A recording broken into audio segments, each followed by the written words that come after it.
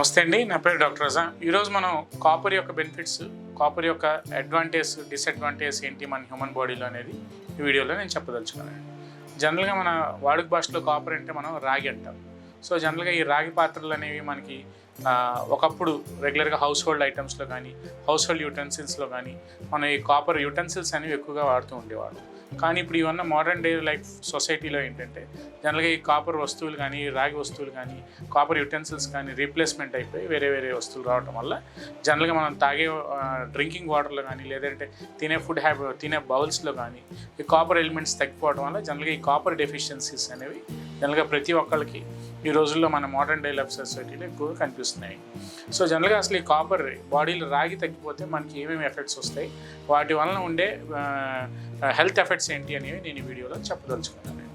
జనరల్గా అసలు ఈ కాపర్ ఎఫెక్ట్స్, కాపర్ తగ్గిపోయినప్పుడు జనరల్గా బాడీలో రాగి అనేది తగ్గిపోయినప్పుడు జనరల్గా నరాల పటుత్వం అని, బ్లడ్లో ఏదైతే హిమోగ్లోబిన్ ఆర్బీసీస్ ఉంటాయి, ఆర్బీసీ కౌంట్ తగ్గిపోవటం కానీ, లేదంటే హిమోగ్లోబిన్ తగ్గిపోవటం కానీ, బాడీ అంతా ఒక నిస్సత్తుగా తయారవటం అంటే జనరలైజ్డ్ వీక్నెస్ అది రావటం వల్ల కానీ, జనరల్గా కాపర్ డెఫిషియన్సీస్ వల్ల ఏవైతే మన నరాలు బలం, ఏదైనా నరాల పటుత్వం అంటామో ఆ నరాల పటుత్వం అనేది తగ్గిపోవడం కూడా ఈ జనరల్గా ఈ కాపర్ డెఫిషియన్సీస్లో ఎక్కువగా కనిపిస్తూ ఉంటాయి. అలాగే కొంతమంది జనరల్గా ఈ కాపర్ అనేది ఎక్కువగా తీసుకోవడం కూడా రెగ్యులర్గా అడ్వైజబుల్ కాదండి.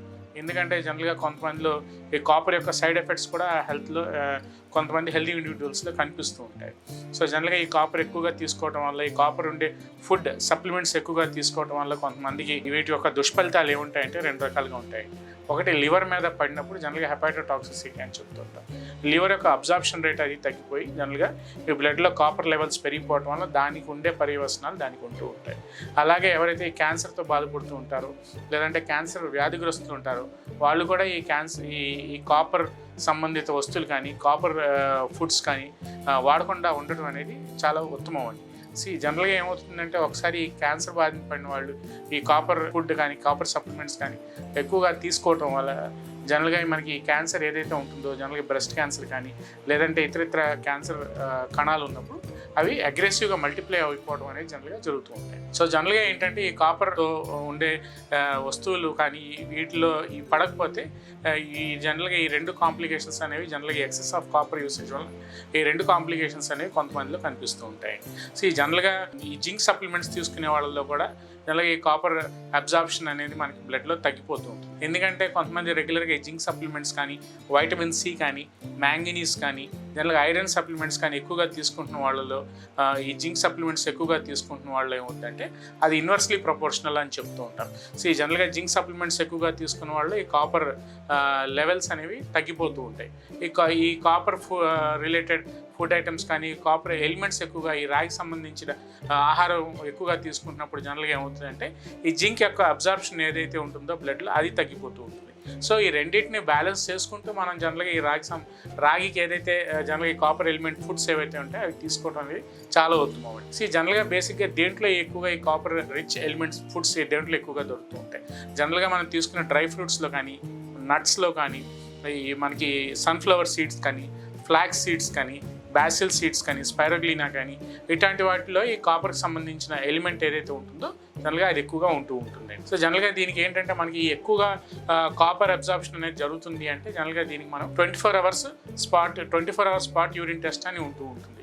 జనరల్గా మనకి ఇందాక ఫస్ట్లో నేను చెప్పినట్టు ఈ లివర్ అబ్జార్ప్షన్లో కానీ, ఈ లివర్ అబ్జార్ప్షన్లో తీసుకుంటున్న వాటిలో మనకి కాపర్ ఎలిమెంట్స్ డిలే అవుతున్నప్పుడు ఏమవుతాయంటే జనరల్గా అది మనకి బ్లడ్ నుంచి యూరిన్ ద్వారా బయటకు వెళ్ళిపోతుంది. సో అది ఎంత ఎంత ఉంది, ఎంత కాపర్ ఎక్స్క్రీట్ అవుతుంది యూరిన్లో అనేది మనం ఆ 24 అవర్స్ యూరిన్ శాంపిల్ కలెక్ట్ చేసి ఎక్కువ ఎక్స్క్రీట్ అవుతుందా లేదంటే నార్మల్గా ఉందా అనేది మనం ఈ యూరిన్ పరీక్ష ద్వారా మనం సింపుల్గా తెలుసుకోవచ్చు. కంటిన్యూస్గా over the period of time అనేది కాకుండా ఒక 3 months పాటు ఈ కాపర్ ఎలిమెంట్ ఫుడ్స్ కానీ, కాపర్ రిచ్ సోర్స్ ఫుడ్ తీసుకున్న తర్వాత మళ్ళీ ఒక 1 month ఆపి మళ్ళీ ఒక 3 months అలా కంటిన్యూ చేయడం అనేది ఉత్తమం అండి.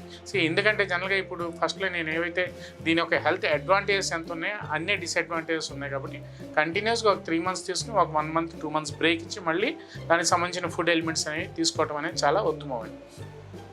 జనరల్గా క్లినికల్గా మనకి ఏం కనిపిస్తాయి కాపర్ డెఫిషియన్సీస్ ఉన్న వాళ్ళలో ఫస్ట్ అండ్ ఫార్మోస్ట్ థింగ్ ఏంటంటే వీళ్ళలో జనరలైజ్డ్ వీక్నెస్ అనేది చాలా ఎక్కువగా కనిపిస్తూ ఉంటుంది. అంటే నిస్సత్వ, అంటే బాగా ఒక రకంగా అలిసిపోయినట్టు కానీ, ఇరిటబుల్గా ఎక్కువగా ఉంటూ ఉంటారు ఈ కాపర్ డెఫిషియన్సీస్ ఉన్నవాళ్ళు. అలాగే థైరాయిడ్ పేషెంట్స్లో హైపోథైరాయిడిజంతో బాధపడుతున్న వాళ్ళు ఈ కాపర్ డెఫిషియన్సీస్ అంటే వీళ్ళకి ఇంటాలరబుల్ చిల్, అంటే ఏమాత్రం చలికి కూడా వీళ్ళు తట్టుకోలేరు. విపరీతమైన షివరింగ్, అంటే విపరీతమైన చలి అనేది ఎక్కువగా ఉంటూ ఉంటుంది, అంటే కోల్డ్ ఇంటాలరెన్స్ అని చెప్తూ ఉంటాం. అలాగే వీళ్ళలో మెమరీ డెఫిషియన్సీ, తొందరగా మర్చిపోతూ ఉంటారు, అంటే మెమరీ లాస్ కూడా ఎక్కువగా ఉంటూ ఉంటుంది. జనరల్గా ఎప్పుడైతే మనకి ఈ కాపర్ డెఫిషియన్సీస్ ఉంటాయో, అలాగే ఆర్బీసీ కౌంట్ ఎప్పుడైతే తగ్గిపోతూ ఉంటుందో జనరల్గా మనకి బ్లడ్లో ఇమ్యూనిటీ, మనకి బాడీలో ఇమ్యూనిటీ ఏదైతే చెప్తుంటాం, ఈ బ్లడ్లో హీమోగ్లోబిన్ లెవెల్స్ తగ్గిపోవటం వల్ల కూడా మనకి ఎనిమిక్గా కనిపిస్తుంటారు. అంటే సపోజ్ మనం హీమోగ్లోబిన్ తక్కువ ఉన్న వాళ్ళల్లో కానీ, లేదంటే ఎనీమియాతో బాధపడుతున్న వాళ్ళల్లో కానీ జనరల్గా మనకి ఎలాగైతే స్కిన్ పేల్గా ఒక లస్టర్లెస్ లుక్ అని చెప్తుంటాం, అంటే హెల్దీగా గ్లోయీ స్కిన్ కాకుండా బాగా స్కిన్ అనేది డల్గా, లాక్స్గా, లూజ్గా ఎక్కువగా ఈ చర్మ సంబంధిత వ్యాధుల్లో, చర్మ సంబంధిత కంప్లైంట్స్ కూడా ఈ కాపర్ డెఫిషియన్సీస్లో ఎక్కువగా కనిపిస్తూ ఉంటాయి. సో ఇట్లా దాంతోపాటు చిన్నపిల్లల్లో హెయిర్ ఫాలింగ్, లోకలైజ్డ్ అలోపేషియా అని చెప్తుంటా, అంటే మనకి హెయిర్ అనేది లోకల్గా మొత్తం ఆ ఏరియాలో, స్కాల్ప్ ఏరియాలో బాగా ఒక రౌండ్గా లోకలైజ్డ్ హెయిర్ ఫాలింగ్ అని చెప్తుంటాం. సో అట్లాంటి వాళ్ళల్లో కూడా, అట్లాంటి పిల్లల్లో కూడా ఒకవేళ మనం అప్పుడప్పుడు మన ఈ కాపర్ డెఫిషియన్సీస్ ఉన్నాయా అనేది చెక్ చేయాల్సిన అవసరం ఎంతైనా ఉంటుంది. అలాగే వీళ్ళు చాలా ఎమోషనల్గా, చాలా ఇరిటబుల్గా ఉంటూ ఉంటారు. సో ఇవన్నీ మనం ఎవాల్యుయేట్ చేసుకుంటూ తద్వారా వీళ్ళకి ఏమన్నా కాపర్ డెఫిషియన్సీస్ ఉన్నాయనేది మనం చెక్ చేసుకుని కాపర్ రిచ్ ఫుడ్స్, ఇందాక నేను ఏవైతే డ్రై ఫ్రూట్స్ కానీ, నట్స్ కానీ, ఈ బాసిల్ సీడ్స్, ఫ్లాక్ సీడ్స్, అలాగే ఆకుకూరల్లో కూడా ఈ కాపర్ ఎలిమెంట్ అనేది చాలా ఎక్కువగా ఉంటూ ఉంటుంది. సో ఇవన్నీ బ్యాలెన్స్ చేసుకుంటూ నార్మల్గా మనం రెగ్యులర్గా కాపర్ ఇంటేక్ అనేది మనం పెంచుకుంటే ఆటోమేటిక్గా ఒక 3 monthsలో ఆ కాపర్ డెఫిషియన్సీస్ని మన ఫుడ్ ద్వారాను, మనం తీసుకునే ఆహార నియమాల ద్వారాను మనం నార్మలైజ్ చేసుకోవచ్చని నేను ఈ వీడియో ద్వారా మన వ్యూవర్స్కి నేను చెప్పదలుచుకున్నాను. నమస్తే.